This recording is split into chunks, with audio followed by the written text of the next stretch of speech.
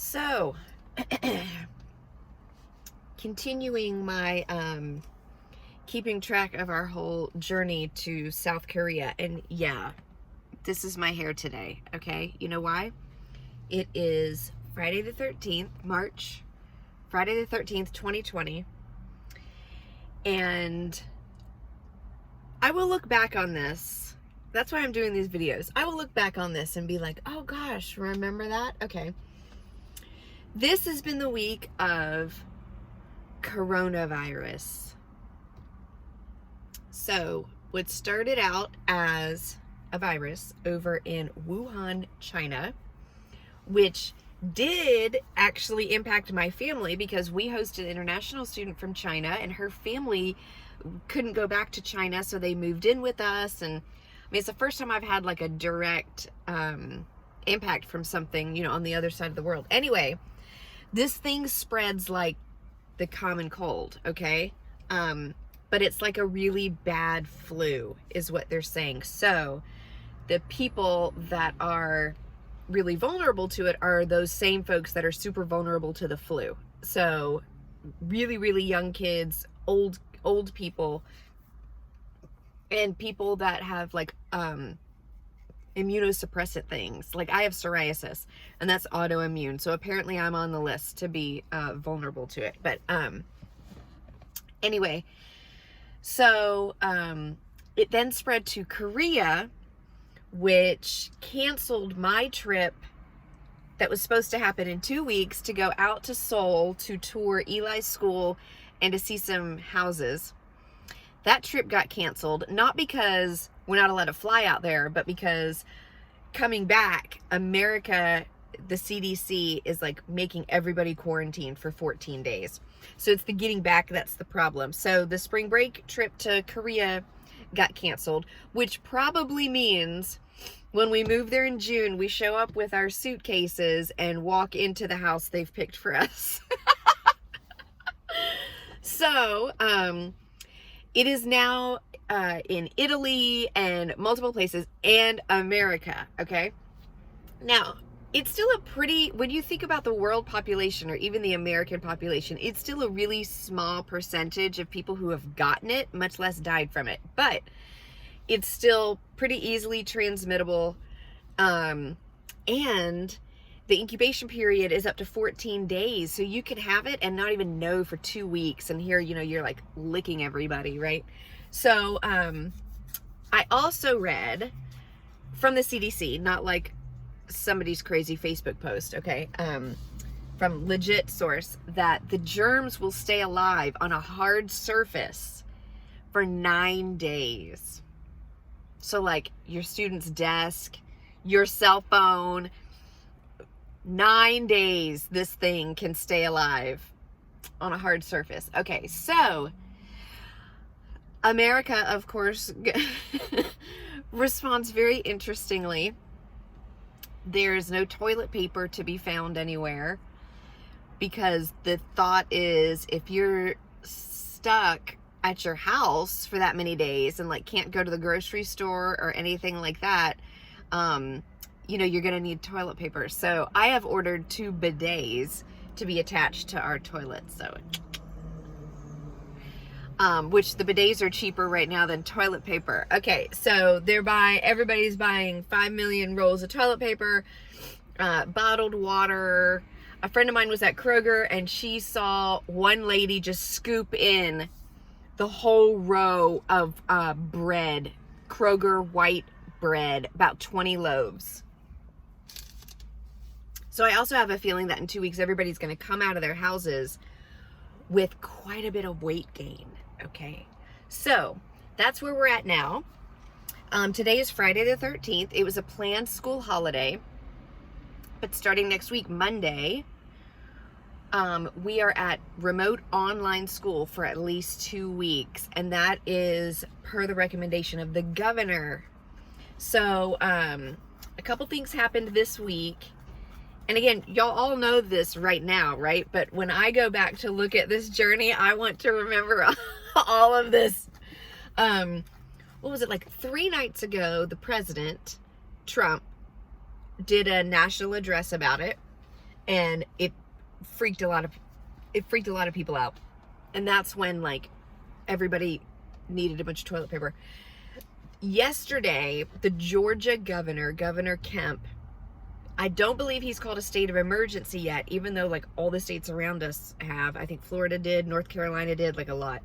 But he did recommend that places like schools and universities that have lots of people, you know, tight in, close for 2 weeks because of that 14-day incubation period.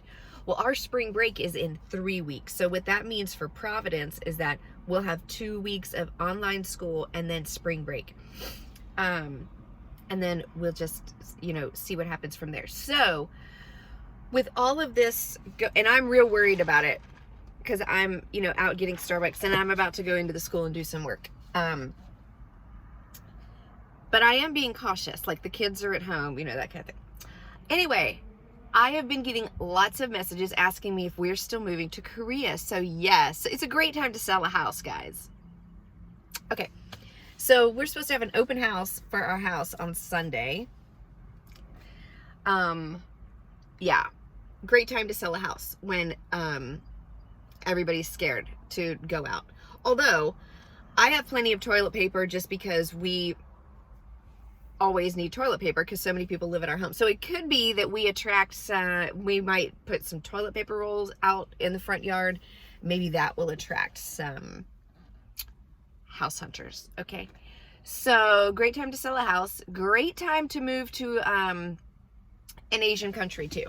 Although China and Korea are in better shape right now than we are. Okay. That's because it's, from what I'm reading, it's mostly run its course out there.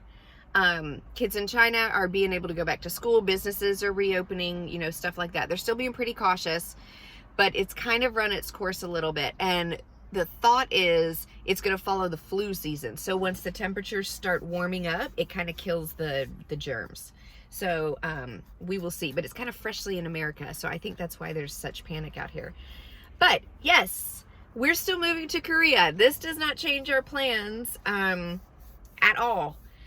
So now if the house isn't able to sell because of everything going on, then Matt's probably going to have to stay out here, keep working at his job and stay with the house until it sells. Me and the kids are still going though in June, no matter what. So yes, we are still moving there. There's not a problem getting there. The problem is coming back, and we wouldn't be coming back for I mean, our first trip won't be till next year anyway to come visit. So yes, guys, we are still getting out there. There's still flights. They're still letting people get into Seoul. And so that's the plan. The plan is that we're still going, and I don't see that changing. Again, it's kind of run its course out in Korea, so I don't see there being any limits on going there. If there haven't been already, and there haven't been. So yes, our plan is still to go in June. The things I can see as being concerning, which I'm trying hard not to be concerned, okay, because worry and fear is not of God. But man, when you got this many balls up in the air, woo! Okay, so the things that are a little concerning, that we could use some specific prayer about, is selling our house, because we do think that the lack of just people going out, you know, and stuff like that is going to really slow our roll on trying to sell the house. And we have to sell the house for Matt to move out there. So he's going to probably stay out here until the house sells. So the sale of the house, and then there's already so much unknown to our move. The spring break trip, I think, was going to calm us a little bit more, or just make us feel a little bit more prepared. But now we are seriously moving to a country sight unseen. We've never visited there. Thank God for YouTube, okay? Never visited Eli's school. Won't have seen any housing options.